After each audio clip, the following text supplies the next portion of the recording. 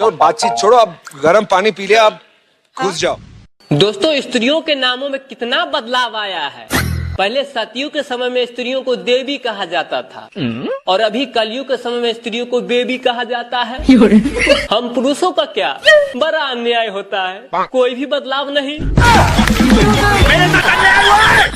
दोस्तों, अभी के समय में सच्चा प्यार और खूबसूरती कोई मायने नहीं रहता। आपने तो कहावत सुने ही होंगे कि काजू किशमिश डालने से हलवा भी अच्छा लगता है और सरकारी नौकरी वाला लड़का मिल जाए तो कलुआ भी अच्छा लगने लगता है। रंग से गोरी न थी पर बहुत सुंदर थी, बहुत ऊंची न थी पर मेरे लिए योग्य थी, प्यार देने योग्य न सही पर मेरे कदमों से कदम मिलाती थी, मंदिर मस्जिद जाने से इनकार करती थी लेकिन बाहर मेरा इंतजार करती थी, कहीं भी चला जाऊं मैं मेरे लिए वो रुकती थी, जैसी भी थी वो मेरी चप्पल थी, पता नहीं कौन कमबख्त उठा ले गया।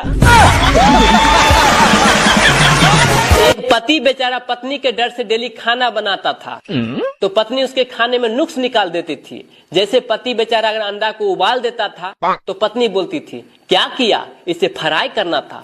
फिर किसी दिन अगर बेचारा अंडे को फ्राई कर देता था तो पत्नी बोलती थी क्या किया तूने, इस अंडे को उबालना था। पति बेचारा दोनों कर डाला, अंडा को फ्राई भी कर दिया और उबाल भी दिया। तो पत्नी बोली तुम बेवकूफ का बेवकूफ ही रह जाएगा, जिस अंडे को उबालना था उसे फ्राई कर दिया और जिसको फ्राई करना था उसे उबाल दिया।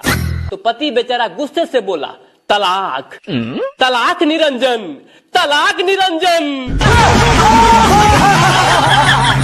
दोस्तों, गरीब आदमी से ये दुनिया इतना रूठ गया है कि किसी को नमस्ते भी करो तो लोग यही सोचते हैं लगता है मुझसे कोई काम है इसीलिए नमस्ते कर रहा है। दोस्तों, पहले के शादियों में घर के औरतें खाना बनाती थी और बाहर से नाचने वाले आती थी, लेकिन अभी के समय में घर के औरतें ही नाच रही है, मजबूरन खाना बनाने वाली को बाहर से बुलाना पड़ता है। दोस्तों, महिलाओं का मन हमेशा बदलते रहता है। एक पति ने अपने पत्नी से कहा कि सुनो, मैं तुमसे बहुत प्यार करता हूँ, इस खुशी में मैं ताजमहल बनाना चाहता हूँ तुम्हारे लिए। तो पत्नी बोली नहीं नहीं जी, ताजमहल बनाने का कोई जरूरत नहीं है, ठंड का मौसम आ गया है इसीलिए मेरे लिए बर्तन ही मांज देना। ऐसा मत करो मेरी जान। दोस्तों, रांची के पागल खाना में बहुत सारा पागल डांस कर रहा था, जिसमें से एक पागल बैठ के सारा चीज देख रहा था। तो डॉक्टर साहब को लगा के लगता है ये ठीक हो गया, तो गए पूछने के लिए अरे तुम डांस क्यों नहीं कर रहा है। तो पागल बोला डॉक्टर साहब आपको नहीं पता मेरा शादी हो रहा है, मैं ही तो दुल्हा हूँ।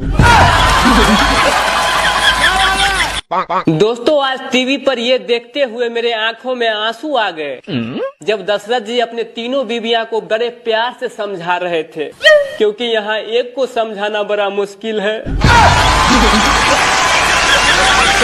दोस्तों, एक महिला को बुखार लग गया तो उसके पति ने डॉक्टर साहब यहाँ ले गए।